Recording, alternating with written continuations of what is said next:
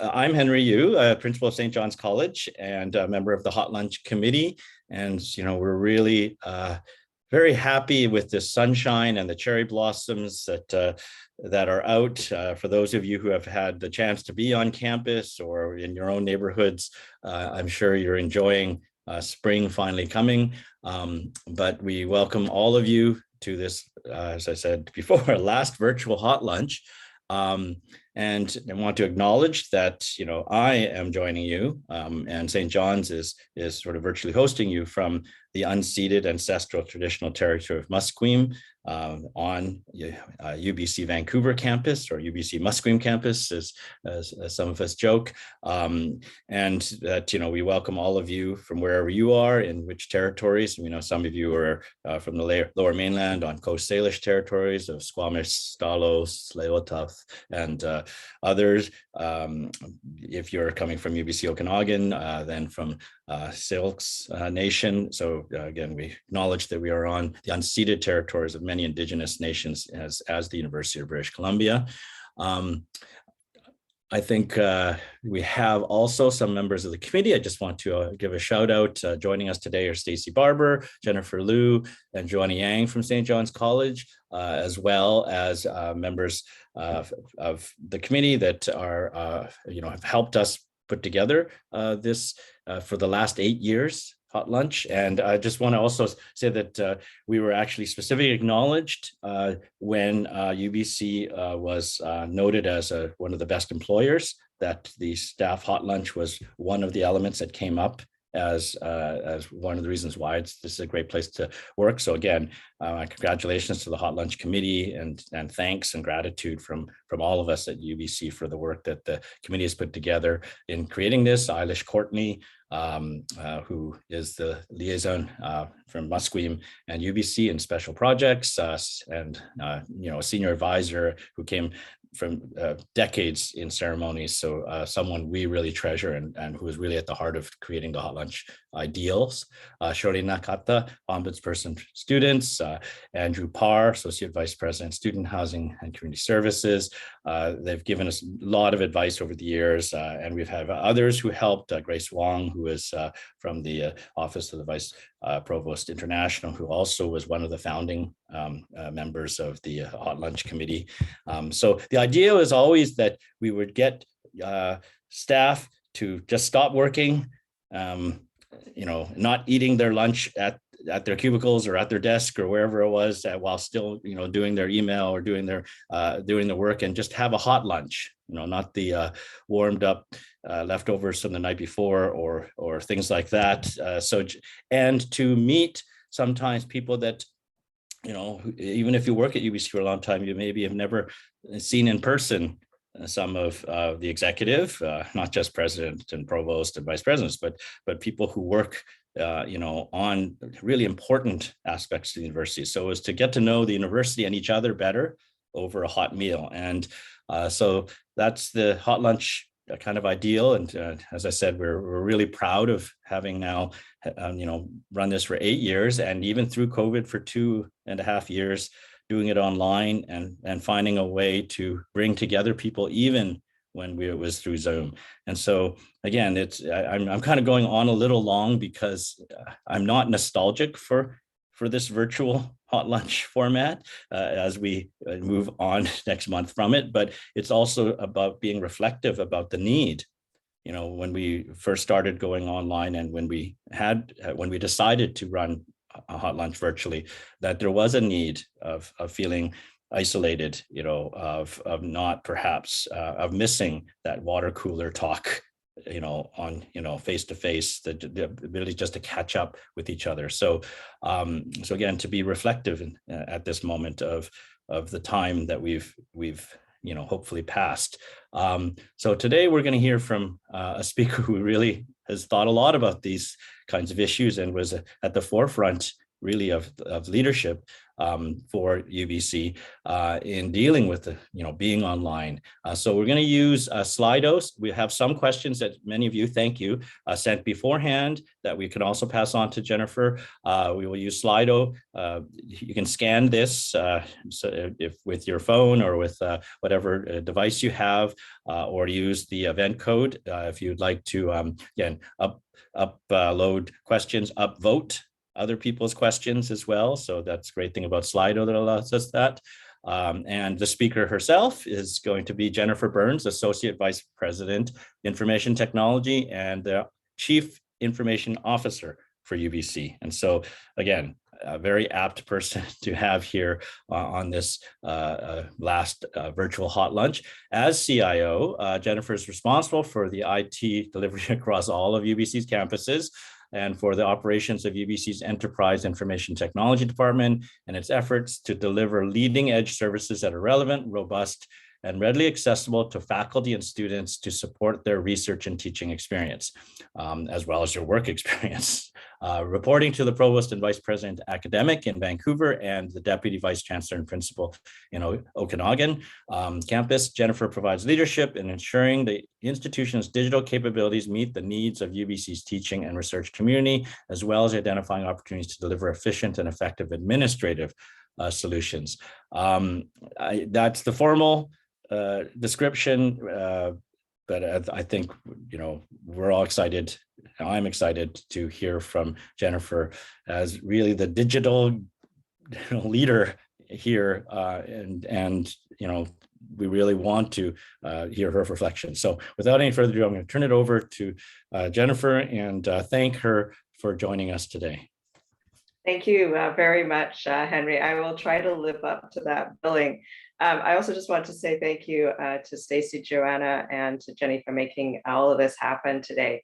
And the hot lunch, I think this is a very large community, and I think that things like the hot lunch are a way of making UBC smaller and bringing us together. And that was, I have been at a hot lunch in the past, and I very much enjoyed the opportunity to see everybody in person, have a great lunch. And so I look forward to that happening again in the future. There are, of course, benefits to working virtually. So I'm joining you from Nephilim, which is the Squamish name for Bowen Island. And one of the things that the pandemic has done is enabled us to think differently about how we work and allowed us greater choice and flexibility about when we choose and how we engage. And so looking forward, I certainly believe that UBC recognizes the value for that in our faculty, our staff, our students. And so it will forever change how we think about place and how we come together. But there's definitely virtue in those in-person gatherings, such as provided by this great forum. And before I get into a presentation, because of course I have one, I do want to acknowledge the day-to-day work and efforts of all of you in getting us through the last 2 years. This was not possible. This would not have been possible without the work that all of you did, the flexibility, the resilience that you've shown in coming together and keeping the community operating, both campuses operating.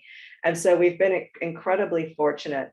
And as we'll talk about, the IT community across UBC is distributed. There are many different places in which people contribute, whether they do in local faculty IT settings, in central IT settings in Vancouver or Okanagan, or in research settings, or sometimes out in the community in places like the downtown east side, or in places in the hospitals. And so the IT community is strong and distributed, and I think part of its strength is in that distribution. And one of the ways that we kind of all come together to continue to serve our community is by recognizing that, but also thinking about what are the ways in which we can do things better so that we can in fact manage that distribution in a more coordinated way. one of the things I will do is talk a little bit about some of the big picture things that are happening. And then I do want to talk about our digital strategy and the conversations that we're having today about UBC's future directions, because this is a very timely opportunity to come before you and share what's happening in that regard. So as I mentioned, the technology community at UBC is large, and it's about 850. That's specifically largely the people whose jobs are centered around technology, not also, researchers who might do some technology work as part of their support for research. In the central portfolio, those are the folks reporting directly to me. There's about 550. And despite the breakdown of staff, about half the spend of technology spend across the institution is spent out in the community, either in the faculties or in research, and then the other half is on enterprise services. And as Henry mentioned, I have a dual campus role, and so I report, both have a line of report into the Okanagan and into Vancouver, and that really ensures that we think about the technology environment as a system, and we avoid too many disparities in the kinds of services that we deliver. There are two policies that govern IT at UBC. So one is our capital projects policy. So this really allows us to have transparency and visibility into projects that are happening across the institution. And the other one is SC 14, which is the acceptable use and security of electronic systems. And I will say these days that the whole idea of security and privacy, a very hot topic, and one where, frankly, we need the whole community's support in making sure that UBC is and its data is secure. So when we think about the big projects currently underway, I don't think anybody here is not aware that we've been undertaking a program to replace our enterprise systems. So we went live with Workday HR and Finance in November of 2020. So we're just about a year and a bit in on stabilizing that system. And I know there's still work to do, but we're already starting to see some of those benefits coming out of that implementation. We're actively now implementing Workday Student. That will start going live in the fall of 2023. And that will then give us all three systems that are revitalized and ready to take us into the future. And so it's a really exciting time. I understand it's a lot of work and a lot of effort and a lot of change. And so I thank all of you for the time that you willingly or not have invested in making this happen and making it successful. As I mentioned, cybersecurity is a huge, an important part of my portfolio, along with UBC Legal and Safety and Risk Services. So we work together as a collective to make sure we're covering off the various aspects of cybersecurity. And many of you may have heard some of the warnings coming from President Biden in the United States about this is a time to be shields up, to be ready to defend, because of course, increasingly now cybersecurity is a form of warfare, cyber attacks, and UBC is a very attractive target because of the kind of research data we hold, but also the brand power and the notoriety that comes from attacking an institution successfully. Some of the other things that are happening that are pretty exciting is automation projects. So particularly in the administrative areas, there's a real desire coming out of Workday to address processes that still are clunky or are very time intensive. And so we've got into doing some test cases and pilots around what we're calling robotic process automation. And that's where we use intelligent bots to kind of bridge the divide between our major systems and manual processes such as shipping around Excel spreadsheets and things like that. For me, I'm really excited about this. The technology is actually not that interesting. It's not AI. Okay, I'm going to date myself, but back in the day, there was a WordPerfect, and it used to use macros. And this is really like just macroids on steroids. But it is a big game changer for people and can make a real improvement in the day-to-day work. So really excited about those kinds of opportunities. PeopleSoft decommissioning, one of the important things about that is it's very hard to turn off technology. So we end up with what we call just legacy debt, and we have systems that just hang around forever and cause all kinds of risk. And so we have a very defined project and activity about shutting down our old PeopleSoft servers, getting the data out of there and storing it in a data warehouse so that we can access it for reporting purposes. But it's really important we shut that down. Cloud adoption and transition. Many of you have probably heard about Amazon Web Services or Microsoft Azure. This is a real opportunity for UBC to think differently about how it manages its systems and where it stores its systems by moving things into the cloud. It's not always less expensive. Hopefully it won't be more expensive, but what it does is allows UBC a degree of resiliency. If we think about the last year, we've had unprecedented rainfall causing flooding.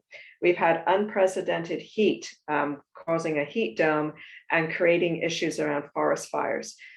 We've had an unprecedented pandemic.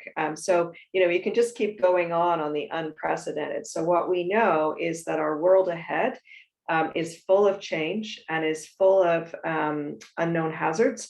And so by moving to the cloud and taking things out of our physical infrastructure on our campuses, we create a degree of failover, resiliency, high availability that we wouldn't otherwise be able to have at a manageable cost. And so that's a really important initiative for the community. And what I will say, it's not just about IT. The researchers are really benefiting from being able to use cloud in their research. And to store the data there and to use it for processing. It can be much more scalable than physical systems. And the same for teaching and learning. I know a number of the teaching and learning community are using cloud in innovative ways. And then finally, the big one for us this year is looking forward. And this really ties into the Campus 2050 initiatives. It ties into the Beyond COVID initiative that was launched from the provosts across both Vancouver and Okanagan, and a number of the other strategies to say, okay, we've been through this enormous change. We've shaken our foundation a little bit. What have we learned? And where should we be going? And so for the IT side, this is really about saying, what are the capabilities you need? And how much ambition do we have? Like, how ambitious should we be in terms of technology transformation? So we'll get a bit more into that later. Some of the things that are trends in higher ed. So there's some thought leadership groups out there. EDUCAUSE is one. Some of you may be familiar with that. Another one is Gartner, and they put out the top trends, top 10s every year. And so this year, because of the work we're doing with the digital strategy, we merged it. And these things actually, I started to highlight which ones were really happening at UBC and realized I was just going to color the whole slide. So basically, all of these things are hitting us now in terms of the future and what things that we need to think about. I will really highlight, and I already mentioned cloud and software as a service. Faculty are telling us through the consultation that we're doing through the digital strategy work that they want more ability to use the tools that they have better and to be more creative in how they're delivering that. So that's really where we're talking about digital fluency, not just for faculty, frankly, but also for staff and for students. How do we use our tools in a new and innovative ways that we haven't necessarily thought about? Embedding and scaling changes from the pandemic. That's absolutely true. So as Henry's mentioned, the idea of online or hybrid has not gone away. It's about how do we do that better and what new tools might we have to continue this path moving forward. Competition for talent. So I participate in a number of groups for CIOs in the US and also in Canada, Australia, elsewhere. And about several months ago, my US colleagues were telling me that they have 25 to 30% vacancy rates in their IT teams. And I thought, well, that's really sounds horrible, but we're okay here in Canada. Well, I was at a series of meetings last week for our Canadian higher ed CIOs, and they're telling me that they're seeing 20 to 25 to 30 to 40% vacancy rates in some cases, depending on where they are geographically. And so I realized, okay, we're just delayed in Vancouver, it's coming, and now I can really start to see it hitting. So there is, and if you look at all the not newspapers, but news sites, these articles come up quite frequently. Frankly, there is a lot of competition for talent. But it's not just in IT, it's in finance, and it's in HR, and it's in procurement. So this isn't just an IT issue. I think it's going to be an issue for UBC at large. And we have to think about what is our differentiating factors for our staff and why they want to be here. And it's not just about money. There's many other things about the UBC experience that are really important. And so as we think about remote work, as we think about the hybrid workplace, we also want to keep that connection to who we are as a community. Again, really great reasons for doing things like this hot lunch. What is it about UBC that makes us all want to be here and part of the community? For me, I will say it's the mission. It's the mission and the vision and the feeling that when I'm supporting a faculty member, find a license that they need in my own very small way, I'm helping cure cancer. And I know that sounds kind of silly, but that's how I feel about it. I would not get that if I wanted to be a CIO in a bank. So for us, how do we convey that? How do we build that message? And I know we've always had to worry about that, but it's even more important now because frankly, UBC won't be able to compete for some of its talent just on dollars alone. So this is going to be really important for us.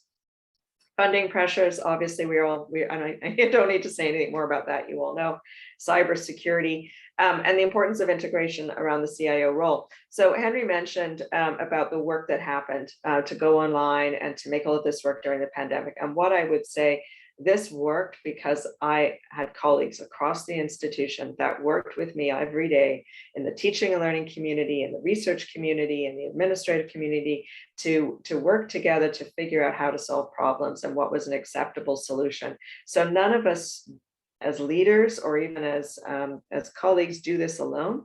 It's all really part of the community. And then finally, digital transformation, we'll hear lots more about that. So digital strategy, I've talked a little bit about that. This for me is our ability as a community to say, what do we need? Where are we going? And how does technology help get us there? So it is really for us, a framework to integrate the many different plans that we have in place into a cohesive framework that for IT articulates the necessary digital capabilities to achieve those plans. So we're looking at Shaping Next Century, the Indigenous Strategic Plan, Climate Action, Inclusion Action, Campus 2050. A lot of times in the corporate world, when you have a digital strategy, it's about business transformation. It's about increasing revenues. It's about opening up markets. And it's about, and I'll give you an example. One of the testing companies that came out, blood testing companies, I forget the name of it, but it came out and said, we're a technology company that delivers testing services. That is true digital transformation. That is not what this is about. What this is about is saying, where is the institution going strategically? And how do we get there? And how does technology propel that? And we're doing this at the 50,000 foot level. We absolutely do not want to look at individual technologies. So we're not going to be talking about Microsoft Office 365 versus Google or those kinds of things. What we're talking about is digital fluency, protection of data, privacy, student experience, those kinds of things. So the context, why now? We started out by asking the question of the deans, of the executive, of individual faculty members, is this the right time to do this? We've been wanting to do it since 2018. COVID happened. And we asked the question, is this the right time? And the resounding answer that we've had, yes, absolutely, because this is where we are today. We have the attention of the community about technology and the need for technology and what technology can do for us. There's accelerating pace of change. I know all of you are feeling that. I certainly feel it. Like, how do we keep up? And not just on technology, everything around us is constantly changing. There are the inequities that can be caused through inattention to properly investing in technology. So we have to think about our various communities, the location of those communities, and how do we ensure equal and equitable access and accessibility. We need to balance the fact that we do have a decentralized model. So how do we do the balance between central and standardized and supported centrally, and then local, and how do those things come together? I do want to say this is not about centralizing IT. In no way, shape, or form is this about that. I think there's a good balance to be had between local and central. We have lots to do still on IRP student and the costs of technology and resources. So the rationale that we've compiled after talking to our academic community, after talking to students and the senates, et cetera, is we want to improve student success, enhance education. We want to create and really support research and to facilitate those research collaborations. We want an enriched student, staff, and faculty experience. So how do we make the best of this hybrid world we're in? How do we bring together those experiences and make sure it aligns and is cohesive? We want to create more capacity. So that goes back to that mention I had about robotic process automation.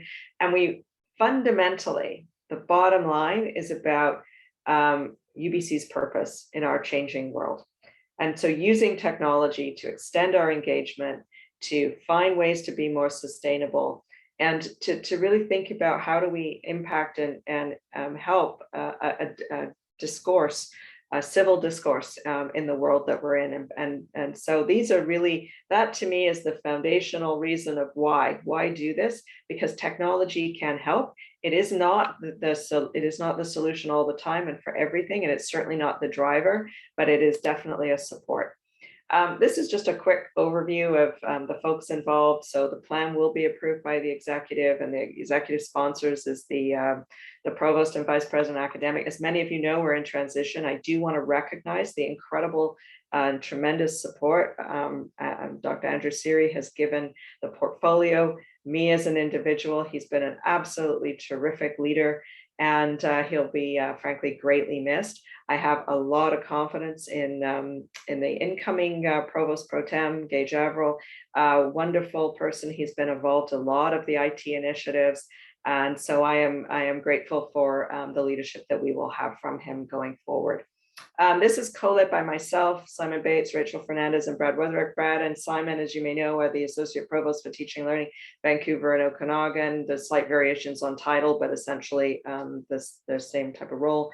And then Rachel Fernandez is the Associate Vice President for Research. So it really kind of reflects that broader mission-based approach. Some of the conversations that we've had so far recognizes the progress the IT community's made in a number of different areas. Absolutely recognizing the incredible hard work and effort for the March of 2020 pivot, but we've got lots to do in terms of Workday, lots of risks. There's certainly tensions between the local and central, and the uncertainty that we're in this in-between state where we haven't quite got the digital, the hybrid and the physical and all of that quite right. People are asking for more training and change management. The evolving learning model is a challenge in terms of pedagogy. How do we change that? And the need for ongoing agility across the institution. So what's been asked so far is that we try to address this access issue. This is coming through loud and clear about equitable access. Be able to be more people-centric in an approach, And then, this will be available afterwards for those of you who want to see it. And you'll hear this a lot more, so I'm not going to spend too much time on that. But really the same themes coming through over and over, both here and also in our surveys. That largely this is not about technology. It's about how we think about technology, how we incorporate technology in our day-to-day work. And this was a survey that was done from IT professionals. And all of this, by the way, is available on the CIO's website, cio.ubc.ca, and lots of updates happening there. But overall, most of the IT folks coming back with very similar points of view.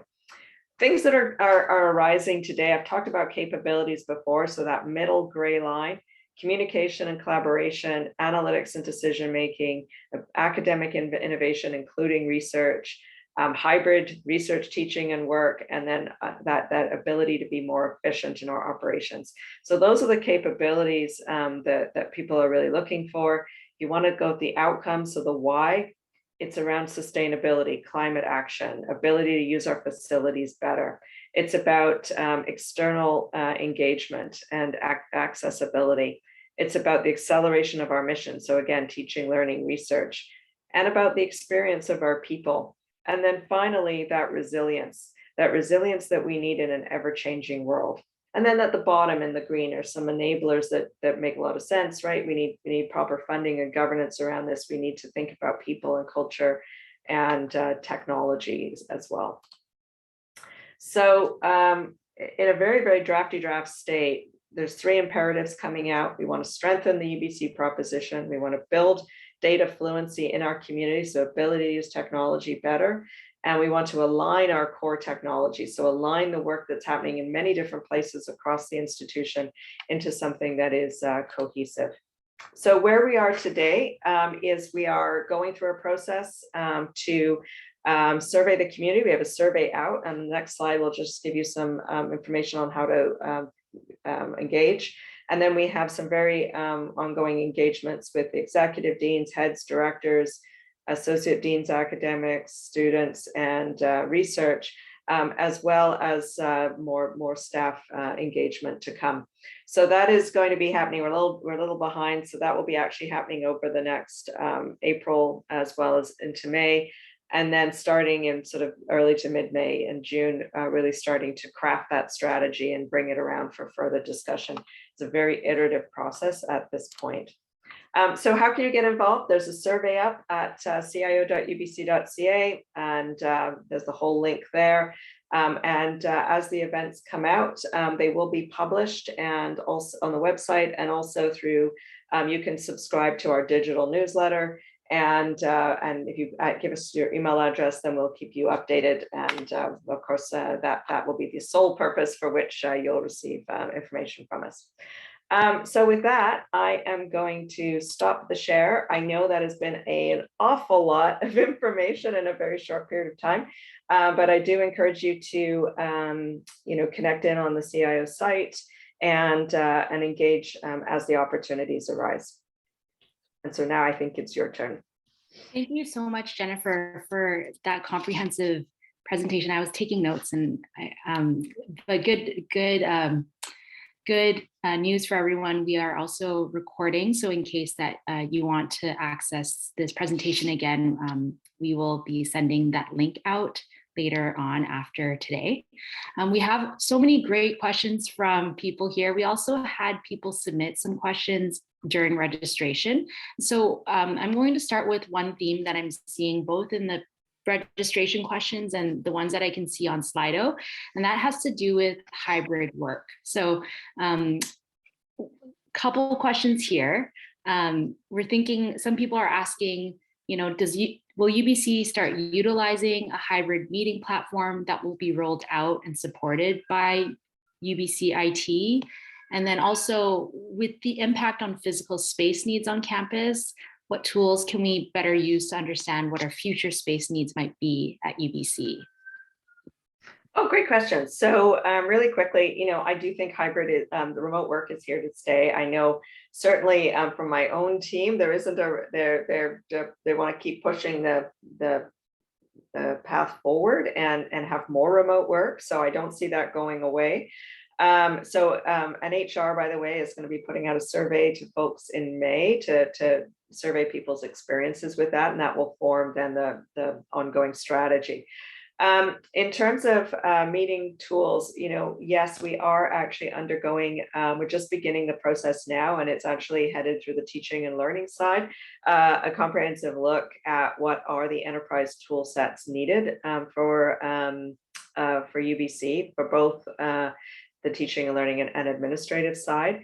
And then in terms of space management, so that's more on the building operations side, but I will say that we have launched a hot desking tool that is available for people who want to consolidate their space.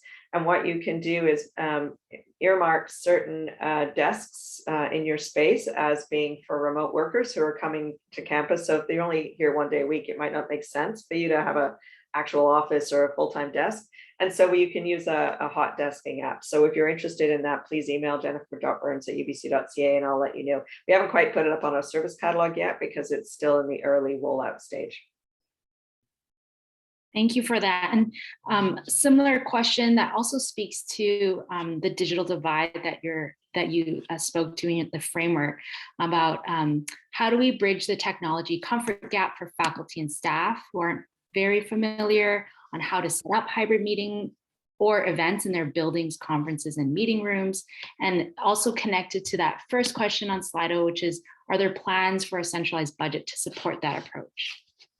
So one of the things that we are looking at right now is piloting different tools. So one, for example, that we're starting to play with in IT is called Neat Bar. And it is supposed to make the interaction between Zoom, in this format, but also in the meeting room much easier. And I know the provost office is also trialing it. Once we have a better sense of how these tools, because you have to remember the whole industry is undergoing a lightning rapid shift in deploying new tools. And so we want to get a sense of what works well and then be able to think about how we do that. However, this comes back to the problem about local and central, because most of our meeting rooms are locally managed. There is no central meeting facility space. And so individual faculties may have support from UBC IT, and so then we can deploy a standardized set of tools. But if you're locally supported, you may have a whole different set of tools. And so the challenge is particularly around things like this, how do we set standards around video conferencing or hybrid interactions? How do we roll this out? And again, because there are no central meeting spaces, there is no central budget really associated with that, with the exception of the teaching and learning component, because it's all locally managed. And what we know from before COVID is the big challenges to good meeting rooms is actually the meeting room itself. It's not necessarily just the technology, it's soundproofing, it's the installation of mics and all of those things. We can give you the best, Neat Bar or Cisco WebEx or whatever you want to use. But if you don't have those other things around it, it will not be a good experience. So there's a lot really packed into that. So we have to think about this holistically, and we have to think about how do we handle video conferencing in the future. If we want to keep it local, it's going to be more challenging. And speaking to the local central piece, there was another question that was pre-submitted about how other IT groups on campus can work closely or more closely with your team to align with your team's initiatives and a lot of the initiatives that you shared with us today. So one of the ways, of course, through the digital UBC, because it's pretty high level right now, but we are, of course, engaging with local IT. So we've had a town hall with them. We've had surveys out. We've worked with the IT directors of local units, and we'll continue that process. Once we have the digital strategy, we'll have a digital roadmap. And then what we'll do is develop the IT strategy. And during that process of developing the IT strategy, we will want to work closely with people in various IT units across campus so they know what we're doing, and to encourage them to create their IT strategy in harmony with the CIO strategy and the digital strategy. And so through that, we can, create some alignment, and then, annual updates to those plans by UBC IT will allow the community to see what's going on. And of course, there's the client service managers who are always there to connect folks together on the IT side. Thank you. And a question on the Slido chat: what steps does UBC IT have in encouraging departments to reach out to them for technical solution implementations instead of third-party vendors? So the main way there's a few ways, but it's largely through our relationships that we build through the client service management function, which is, every faculty department has client service managers. We try to create those connections with people to know, so they know who to call, who to talk to. Of course, we have our website that lets people know what services are available. But sometimes, and I know local IT groups have the same challenge, when you have a researcher in a department, they might not even come and ask their own local IT folks. So again, it's really around that education, awareness, and outreach. And I know one of the things I've been really impressed by is the community that's been created around cybersecurity. And I know that the cybersecurity team has been really good at being able to create connections and reaching out to IT teams across the institution, and the IT teams are collaborating together around cybersecurity. So I think the more connection points we have, whether it's cybersecurity community, whether it's the client service managers, teaching and learning, the more we can view ourselves as not being in competition, but as being in cooperation. Together, we can deliver a really great IT experience. Thank you, Jennifer. And I think the audience also wants to get to know you more as a person. And somebody asks, how do you keep up with the insanity of changes, and what motivates you to do your job well every day? I'll answer the easier one first, which is around that motivation. Again, it's the mission, about the why we're here. It's a sense of pride in what UBC accomplishes when we look at things about the things that UBC did around COVID that benefits a global world. And it's about people.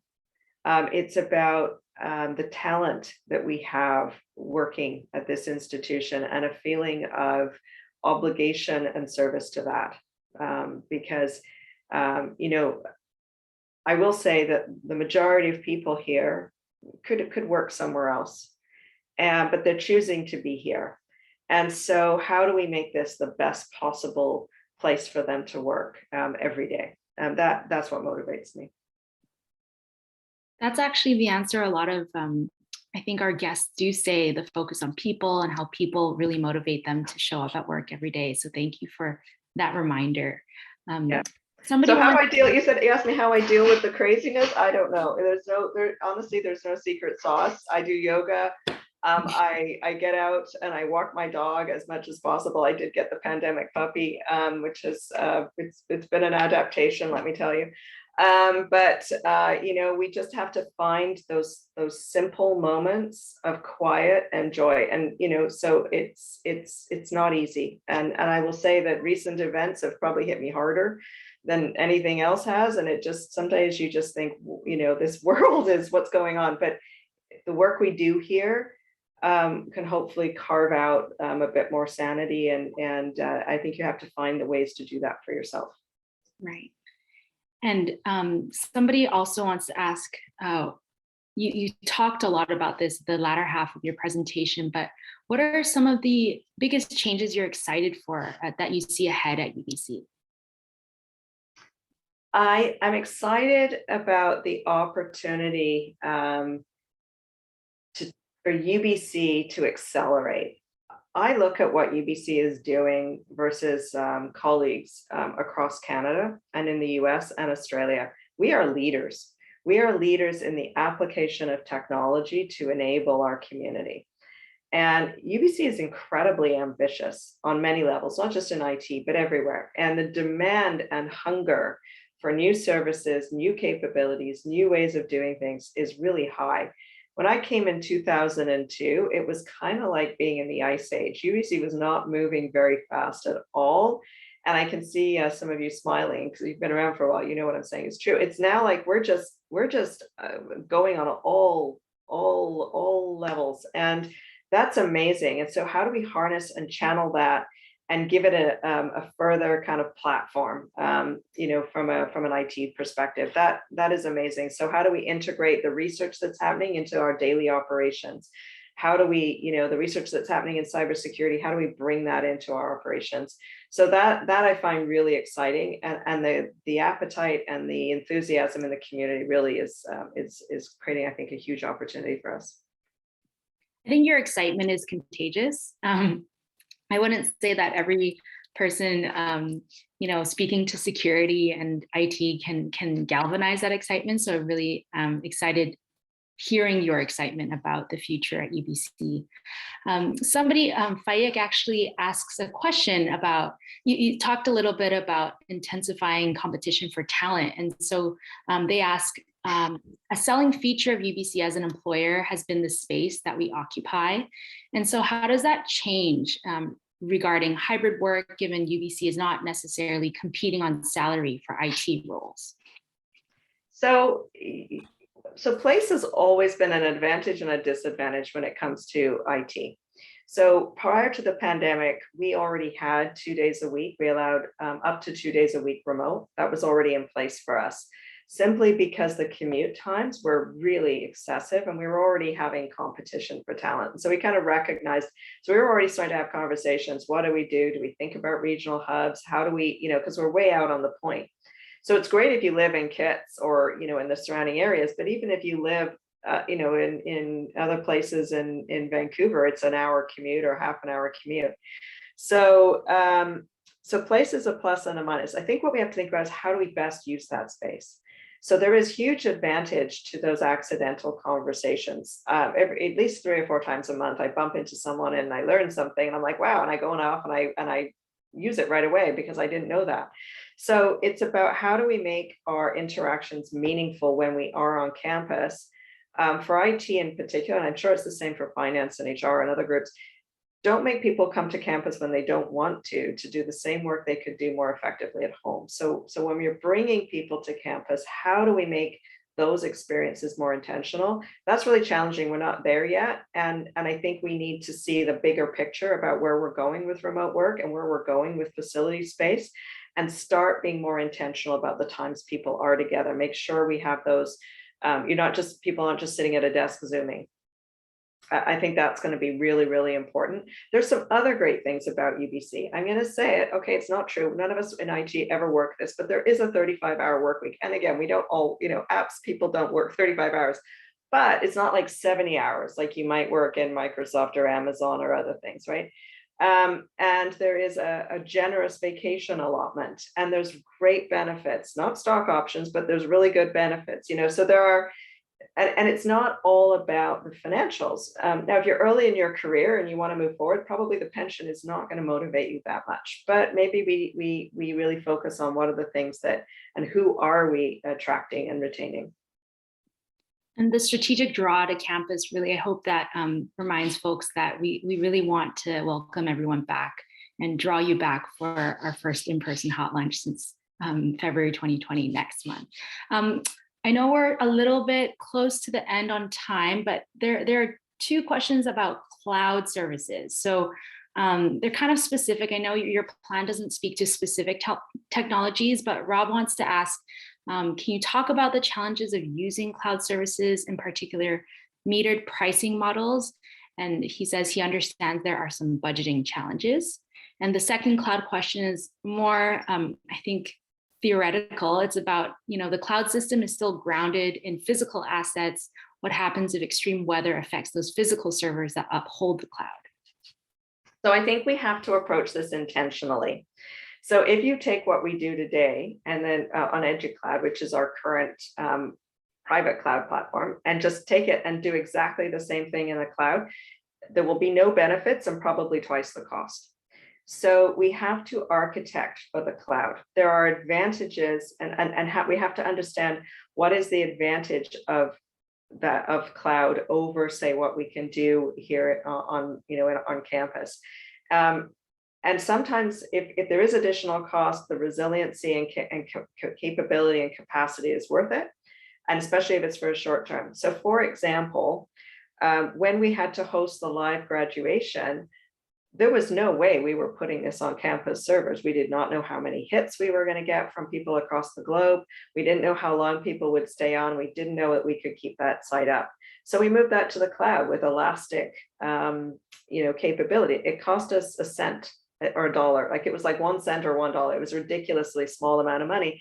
And I did not have to worry that we were going to hit capacity in our network or capacity on, a variety of different levels. So it's about being really intentional. And you're right, if we just take what we do today and put it in the cloud, it may not end well. So the challenge is really being thoughtful and strategic about why we're moving this to the cloud versus something else, and how we actually build for it. You have to kind of build from the ground up versus just moving a website or a service. Their websites are easier, but you know what I mean. And then in terms of the physical location, you're absolutely right. So now what we need to do is say, okay, if we're going to be putting something in the cloud, and this is something that can never ever fail, then you might want to make sure you've got failover to different regions. And so that if there's a problem in Vancouver, you can go to back east. If it's a problem back east, then you can fail over to the US for a short period. FIPA does allow for that, and even now we have even more opportunity now with FIPA. So again, it's being thoughtful in our service design and being clear about what are the outcomes we're building to. And security in the cloud is more challenging because there's a tendency to think because it's in the cloud, it's going to be secure. You actually have to have the same levels of security thinking that you do in an on-premise world. And so there's a lot to do, and that's why we're actually treating this as an actual objective and strategy. And we're certainly not moving everything to the cloud, but we're being, we have to be thoughtful about what we do there. Thank you for making the cloud less abstract of a concept, because I think it's easy to think of it as just up there, abstract, not thinking. Just think of it as a bunch of servers sitting somewhere else, not on premise, that we can use. So. Okay, well, that brings us to almost 1 o'clock, and I wanted to thank everybody here, and especially Jennifer Burns, for coming today to share about the CIO office and as well the digital strategy for UBC. Our next hot lunch session, as I hope many of you will attend, it's in person at St. John's College, our first since February 2020, which is well over 2 years ago. And our guest, I know it says TBC in the slide, but I do want to say that it is Andrew Parr, who is our AVP Student Housing and Community Services. I believe Andrew is on the call right now. So if you'd like to see us all and Andrew in person next month, please note the date in your calendars. The time will be as per our former times, which is 11:30 a.m. until 1 p.m. and also dependent on how things go in terms of public health orders, but we're very optimistic about what next month will hold for us. But thank you all so much for coming today, and we're really keen on seeing you all next month. Thanks, everyone. Thank you.